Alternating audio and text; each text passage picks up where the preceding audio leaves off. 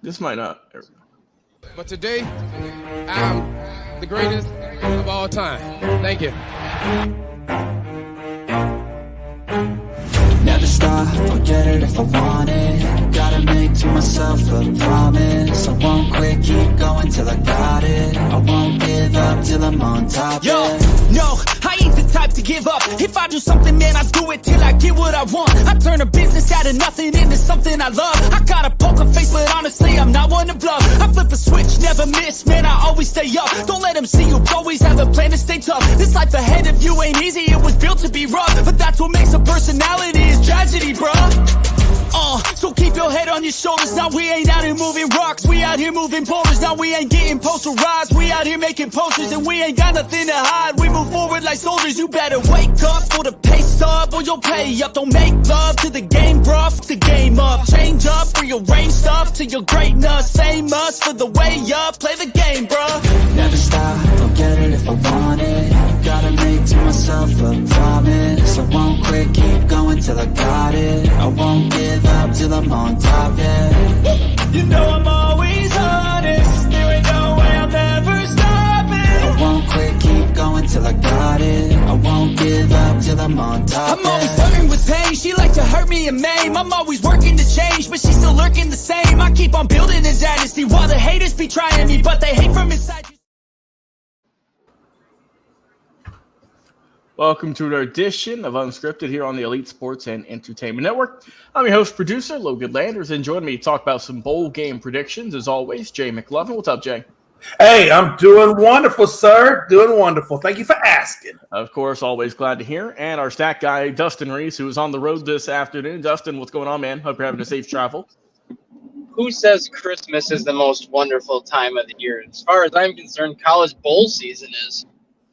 Hey, you're not kidding, man. I mean, we've already been off to a hot start yesterday with Western Kentucky having the wild comeback against Old Dominion, beat them in overtime. And then we've got some good games that we're going to be talking about here live on the show. We've got a 5 slate of games here. And guys, let's just go ahead and get right into it. We've got some good games to cover here.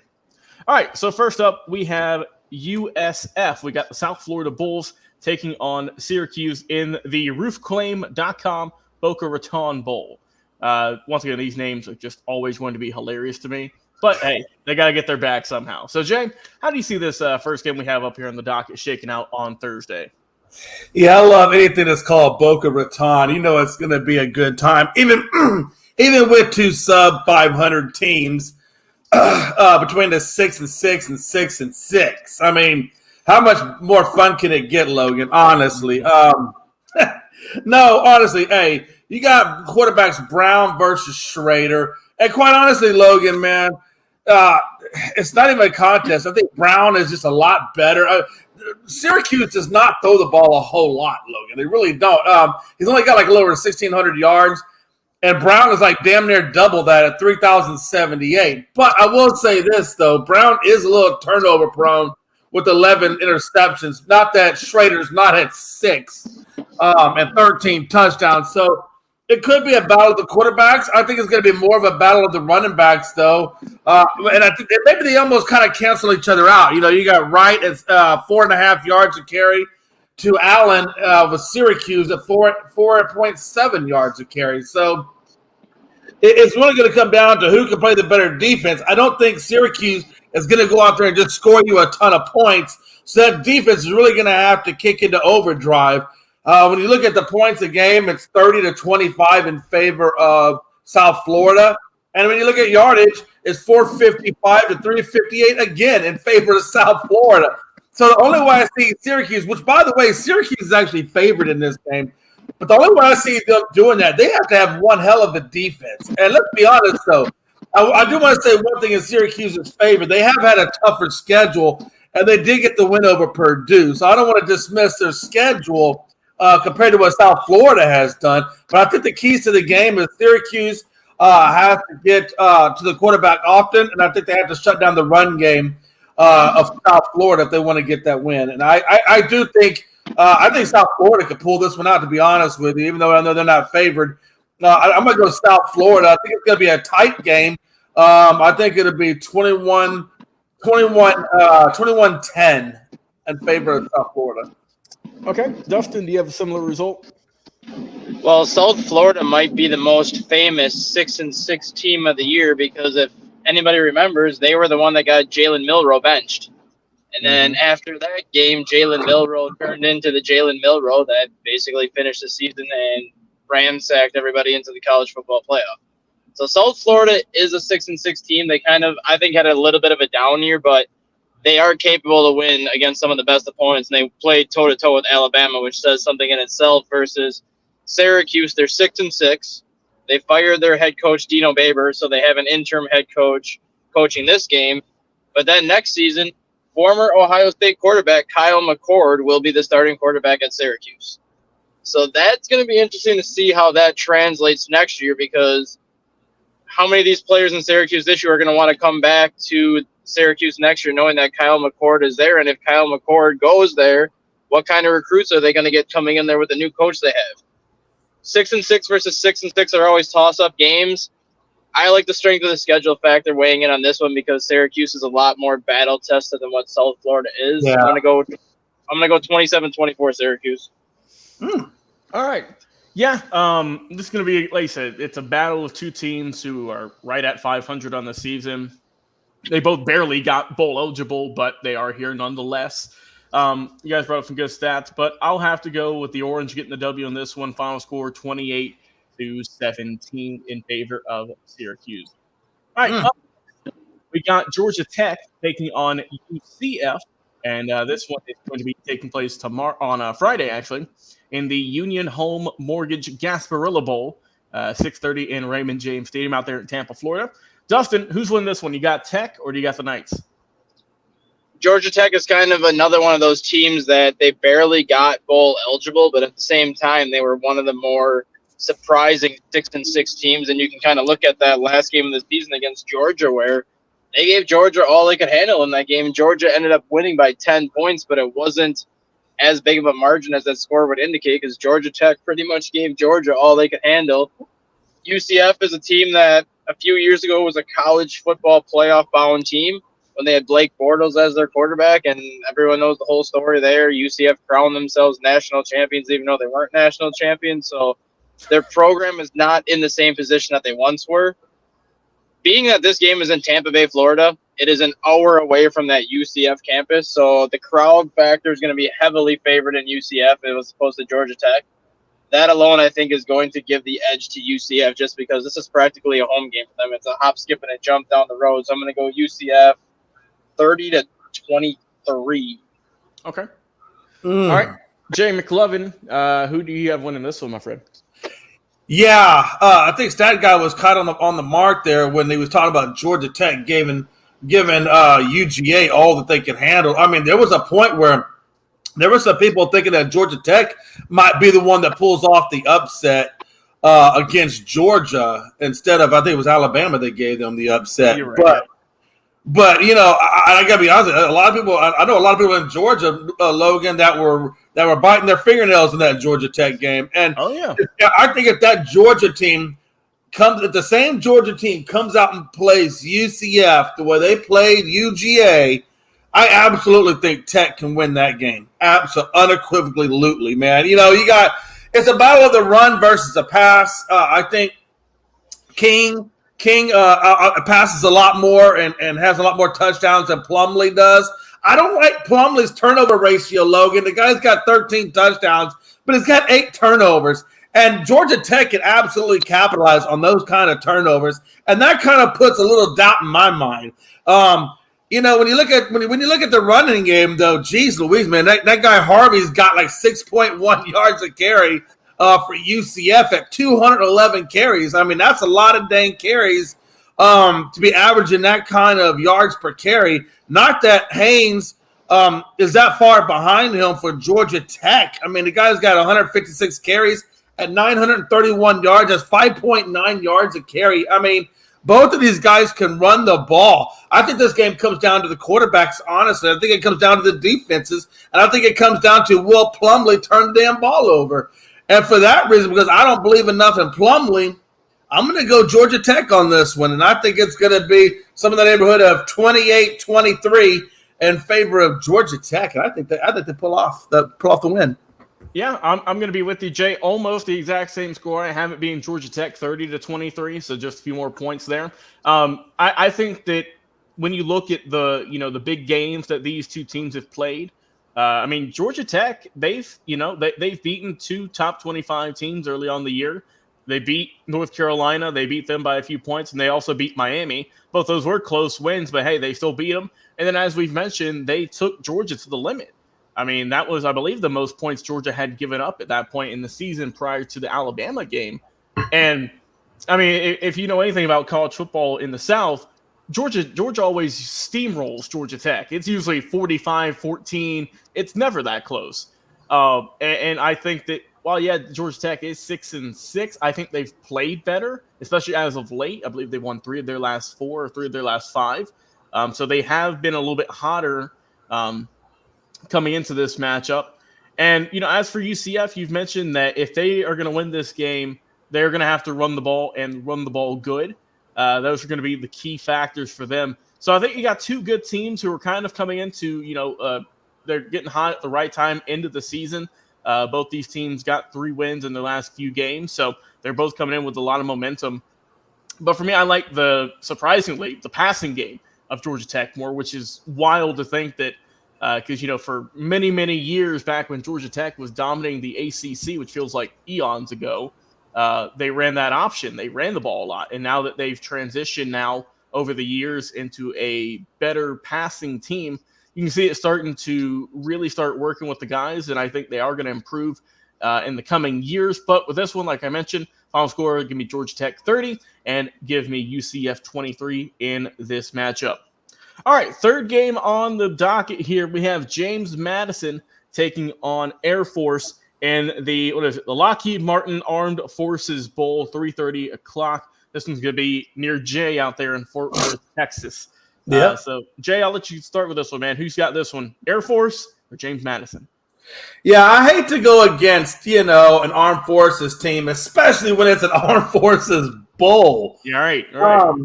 But it is what it is, man. Look, the Air Force is probably the best Armed Forces team, but they're not going to win this game against James Madison. Unfortunately, it's just not. In all honesty, Logan, I think it's going to be super boring. I think this game is going to be like one of the snooze fest games, honestly.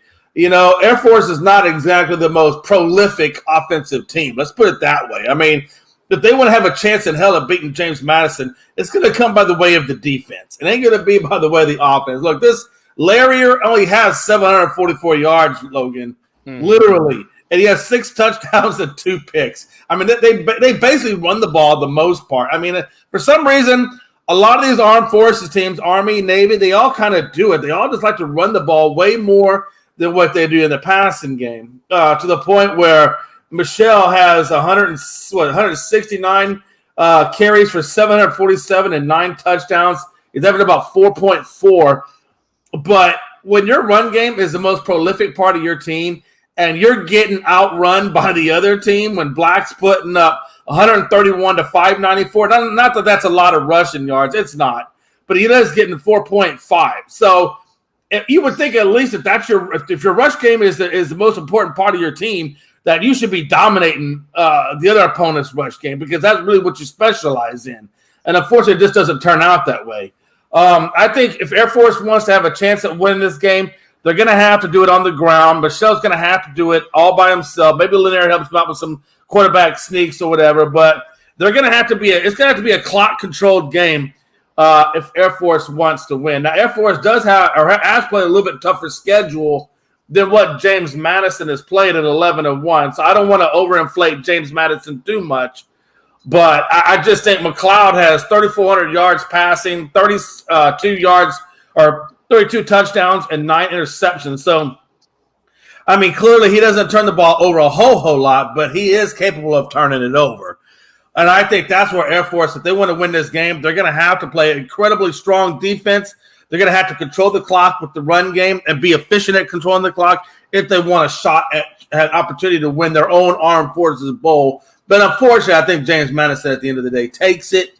And I think it's going to be, I'm going to say 35-24 favor of James Madison. Okay. All right, Dustin. You're also going to be in favor with Jay McLovin and picking the Dukes to win. I mean, there's nothing unfortunate about this. James Madison has proven that you can be an FCS opponent, make the jump to the FBS, and be just as dominant as you were in the FCS, which is exactly what they did this year. And because the NCAA is a bunch of freaking cowards, they did not award James Madison a spot in the conference championship. And that is a complete joke because this team was a 10-0 heading into their lone loss before they won the final game of the year, steamrolling everybody in their conference, and basically did everything you can ask for from a team to earn a spot in a conference championship game, only to be left out because per NCAA rules, you have to go 3 seasons without playing in a championship game, and that's just a complete joke to me. So for a consolation prize, they get to go to the Armed Forces Bowl against Air Force, and the way I see it, this is kind of a slap in the face to James Madison also, because had they made their conference championship game, they would have been in a New Year's Day bowl game. Yeah. And that just goes to show you the amount of strides that this program has made in just 2 years in the FBS. And this program ain't going anywhere. They're just getting started, and they're going to be the next one of those group of 5 teams like UCF was a couple years ago to make the college football playoff eventually, especially with the playoffs expanding. I'm not going to be shocked at all to see James Madison sneak into the playoff field in the next couple of years. McLeod is a dynamic quarterback with his 3,400 yards. His leading target is Elijah Sarad, who's got almost 1,100 yards and 8 touchdowns. Yes, the schedule factors in Air Force's favor, but I've been watching this James Madison team for a long time, back when they were in the FCS, even to now, and this Dukes team is legit. I'm going James Madison 38-17. All right. Well said, man. Well said. I think that obviously James Madison has been one of the talks of the college football world this season and just how well they've done. Aside from the loss they had to App State, which just for whatever reason, guys, they always just seem to upset a team every season. I don't know what's in the water out there, but they always seem to do that. Outside of that, they've been great. You know, they've been almost perfect, 11-1 record. Their quarterback is absolutely tremendous, putting up video game numbers. Like I said, for Air Force, they've had a solid season. Nothing, 8-4 is still commendable. But those 4 losses have all came in the last 4 weeks of play. They lost to Army, then Hawaii, UNLV, and then Boise State. So they are definitely on a cold streak in the month of November and now into December. Now haven't played them a little bit. As for James Madison, they've been rolling. They have been putting up great numbers outside of the overtime loss to App State. They absolutely blew the doors off of Coastal Carolina the other week. The Dukes are really just looking great. And I think it's going to be a one-sided affair, unfortunately, for Air Force. So give me James Madison, get the W in this one. I'll go final score 33. I'll go 33-17 in that one. All right, next game up on the slate, guys. We got Utah taking on Northwestern. And what's the name of this one going to be? Las Vegas Bowl. The Las Vegas Bowl. Okay, there we go. SRS Distribution Las Vegas Bowl. You're right. It is the SRS Distribution Las Vegas Bowl. Played, as you guessed it, in Las Vegas in Allegiant Stadium. So Raiders fans can have something to go watch. So who's winning this one, guys? Utah or Northwestern? I'll let you start things off, Dustin. Utah was one of the more disappointing teams in the country this year, but in hindsight, it really wasn't their fault because once Cam Rising got injured, that team was really a shell of themselves. And, credit the backup quarterback for coming in and doing what he did. He kept them in the top 25 as long as he could, but once their schedule got tougher towards the end of the season, you kind of saw the loss of Cam Rising magnify a lot more versus Northwestern, a team that went through the most turmoil during the offseason with Pat Fitzgerald and the whole hazing scandal and everything that went through Northwestern. And I don't think anyone expected Northwestern to be a competitive team, let alone be a 7-5 team this year making a bowl game. So right there, their coach should automatically get Coach of the Year because of the job that he did. Knowing the situation that he came into with that program, knowing what he had to overcome just to get those guys to kind of buy into a completely new scheme and to have them go 7-5 against a very good Big Ten schedule. There's really not too many coaches out there that you can say deserve the Coach of the Year more than he does, even though he's not going to get it. But he's done a heck of a job this year, and he's only getting started because they just gave him a new 4-year extension, I believe, to remove the intern tag from his name anyways. I do like Northwestern in this one. I like their physical style of play that they play over Utah, even though Utah plays a pretty physical style of football also. I think it's going to be a low-scoring game, but I'm going to go 20-17 Northwestern. All right, Jay, who's getting this one? Yeah, like Dustin said, man, poor Northwestern, they definitely got that dark cloud over them. And again, there's another dark cloud over Utah with Cam Rising being, taken out at the beginning of the season and never even saw the field. So Barnes has had to kind of take over the load of it all. And he's not done bad, but he's not done great either. I mean, neither one of these quarterbacks has really done great, right? I mean, they both got roughly about the same yardage. They both have a high interception to touchdown ratio. So neither one of these guys are really going to get the job done for you. It's really kind of come down to Jackson and Porter and which one gets the job done there. We know when you look at it, I think Jackson is adding 4.8 yards a carry to Porter's 3.9 yards a carry. So I think that kind of tells you right there that the one thing that is working for Utah is their running game versus Northwestern's run game. They have them in yards per game, and they also have them in points per game. Utah does over Northwestern. We've seen Utah. I think Utah could have really given USC, Oregon, Washington, all these Oregon State. I mean, they could have really gave them a hard run for their money had Cam Rising been there. And the fact that he wasn't there, and they're still 8-4, which is better than Northwestern and what they're doing, and given the strength of schedule that Utah has played, I'm not going to go against Utah in this specific game. Now, there's no way in heck they're going to take out a team like Washington or Oregon or Oregon State because they just don't have enough in the quarterback department to do that. But I think against a team like Northwestern, not that I want to downplay them, but I think against a team like Northwestern, I think they can honestly win that game, and I'm going to go 23-14 in favor of Utah. Jay, before Logan goes, you do realize that Utah did beat USC, right? Yeah, that's what I'm saying. I just put USC there in terms of the tough games that they've had. Oh, okay. I thought you were saying they were going to give USC all they could handle, and they did. No. No. I was just saying that USC, Oregon State, Washington. I mean, they've had a tough schedule, is what I'm saying. So I felt like they could beat Northwestern just based on their strength of schedule alone. And like you said, they did beat USC, and they've done it without Cam Rising. So I don't see why they can't beat Northwestern or why they won't beat Northwestern. Yeah, and I think that I don't think this is going to be a one-sided game. I think this will be a little bit tighter. The ones that we have, we have covered so far. I'll go the slight edge to Utah. Like you said, they've really, came up in the big games, as Jay has mentioned.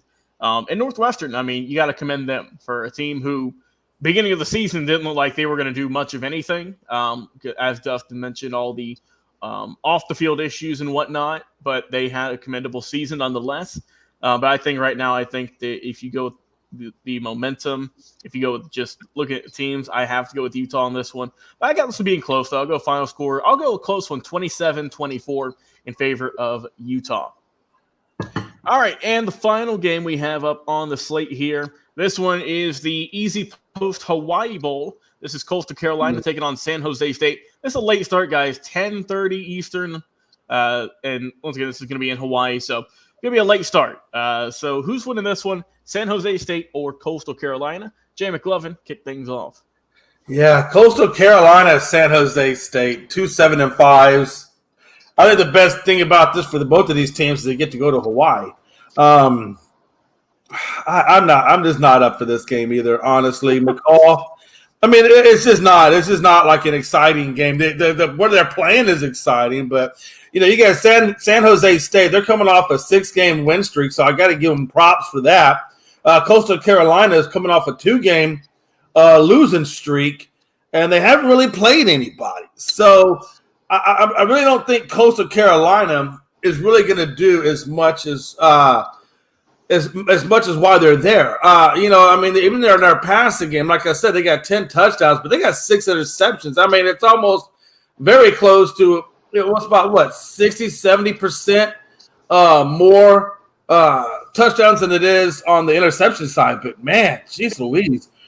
We got Bennett over there with very low yardage. He is averaging 4.4, but he's only got 381 yards on the season compared to like a guy like Robinson, who's averaging 7.1 yards per carry, has 1,100 yards, 18 touchdowns. I mean, it's just I just think the deck from San Jose is going to be stacked heavily against Carolina. I don't think Carolina has enough firepower to really make a whole lot of a dent in this game. I fully expect a blowout, to be honest with you, Logan. And for that reason, I'm expecting probably I would say 35-42, something like that, to maybe like 10. I just think San Jose and what they have in their locker room is going to be enough to be just explode all over Coastal Carolina. I got you. Okay.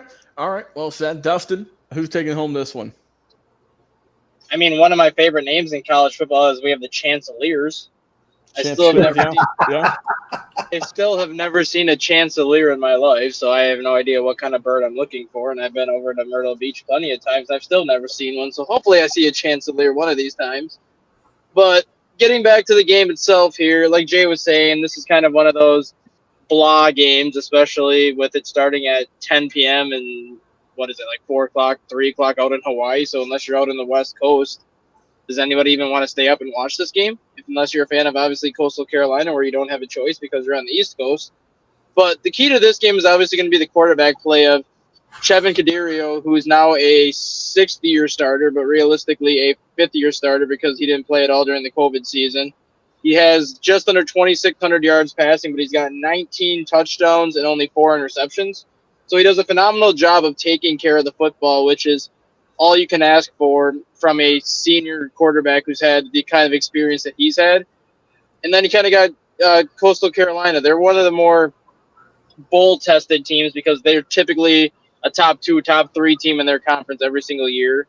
They're led on the ground by Bennett, who's got nearly 400, 500 yards rushing, 5 or 6 touchdowns, even though San Jose State's got a better running back who's got over 1,100 yards. But Coastal Carolina is more of a three-headed monster at running. They have 3 guys that can come in, 3 guys that can give you 75, 80 yards rushing per game if they need to. And then they do have a quarterback that can make plays when needed, even though he's not called upon to do it as much frequently as other teams do.